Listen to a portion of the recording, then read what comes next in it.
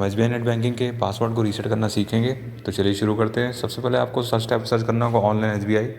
फिर आप इस वाले पेज पे आ जाएंगे। सबसे ऊपर आपको लिंक दिखाई दे रहा होगा स्टेट बैंक ऑफ इंडिया का, तो हम इसमें क्लिक करके आगे बढ़ जाएंगे। तो ये हमें रीडायरेक्ट कर देगा एसबीआई की वेबसाइट पे। तो जैसे कि देख सकते हैं हम आ गए। तो आपको पर्सनल बैंकिंग नीचे दिखाई दे रहा होगा लॉगिन वाला बटन, तो हम उसमें क्लिक करके आगे बढ़ जाएंगे। फिर उसके बाद आप यहाँ पे अगले पेज पे आएंगे तो सबसे ऊपर आपको दिखाई दे रहा होगा कंटिन्यू टू लॉगिन वाला बटन, तो हम इसमें क्लिक करके आगे बढ़ जाएंगे। जैसे कि आप देख सकते हैं हम लॉगिन वाले बटन पेज पे आ गए हैं। अब आपको नीचे की ओर दिखाई दे रहा होगा forgot user name / login password, तो हम उसमें क्लिक कर देना है। तो क्लिक करने के बाद आप यहाँ पे अगले पेज पे आएंगे तो आप ऊपर की ओर बाईं तरफ आएंगे तो आपको दिखाई दे रहा होगा फॉरगॉट माई लॉगिन पासवर्ड, तो आपको इसको ऐसे ही रहने देंगे, इसको चेंज नहीं करेंगे। तो आपको नीचे दिखाई दे रहा नेक्स्ट वाला बटन, तो आप उसमें क्लिक करके आगे बढ़ जाएंगे।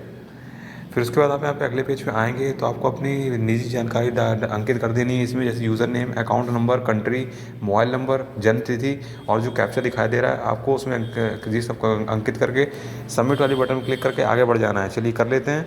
उसके बाद आप यहाँ पे अगले पेज पे आ जाएंगे तो आपके रजिस्टर्ड मोबाइल नंबर पे एक ओटीपी आएगा, तो ओटीपी का आप अंकित कर देना है आपको। तो चलिए कर देते हैं। ओटीपी अंकित करने के बाद आपको कन्फर्म वाली बटन क्लिक करके आगे बढ़ जाना है। तो जैसे कि आप देख सकते हैं हम अपने अगले पेज पे आ गए। तो आप यहाँ 3 तरीके से अपने लॉगिन पासवर्ड रीसेट कर सकते हैं। पहला यहाँ पे एटीएम कार्ड की डिटेल्स को अंकित करके, दूसरा यहाँ प्रोफाइल पासवर्ड के माध्यम से, और तीसरा यहाँ पे ब्रांच जाकर इसको यहाँ पे अपने पासवर्ड रीसेट कर सकते हैं। तो हम यहाँ पे एटीएम कार्ड डिटेल्स को अंकित करके इसको रीसेट करने वाले हैं। तो आपको इसको चुन लेना है। फिर उसके बाद आपको नीचे दिखाई देगी सबमिट वाली बटन, तो आपको इसमें क्लिक करके आगे बढ़ जाना है।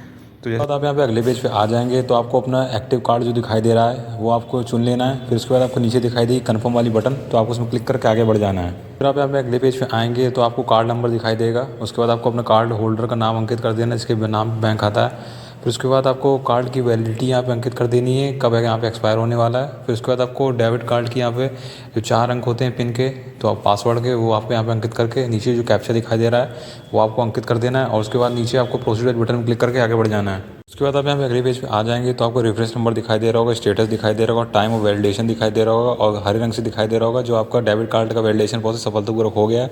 और नीचे आपको नोट दिखाई दे रहा होगा लिखा हुआ कि आपको पेज को ना ही रिफ्रेश करना है और ना ही बैक करना है। तो अब आपको जो नीले रंग से दिखाई दे रहा है क्लिक हेयर, तो आपको सीधे इसमें क्लिक कर देंगे। तो जैसे ही आप इसमें क्लिक करेंगे तो आप यहाँ पे अगले पेज पहुँच जाएंगे जहाँ पे आप अपने लॉगिन पासवर्ड को यहाँ पे चेंज करेंगे। तो आपको सीधे इसमें क्लिक करके आगे बढ़ जाना है। तो आपको अपना लॉगिन पासवर्ड यहाँ बनाना है। तो आपको नीचे कुछ रिक्वायरमेंट दे रखी है किस तरह आपको बनाना है। तो जैसे कि आप देख सकते हैं कि जो पासवर्ड की लेंथ होनी चाहिए वो 8 करैक्टर ज़्यादा होनी चाहिए और 20 से कम। और कम से कम आपको उसमें एक डिजिट का इस्तेमाल करना है, एक अल्फ़ाबेट का और एक स्पेशल करैक्टर का। उसके बाद आपको यहाँ पे सबसे महत्वपूर्ण चीज़ ये दे रखी है कि आपको पर्सनल डेटा इस्तेमाल नहीं करना है, जैसे नाम, date of birth, address, telephone number और कार का नंबर।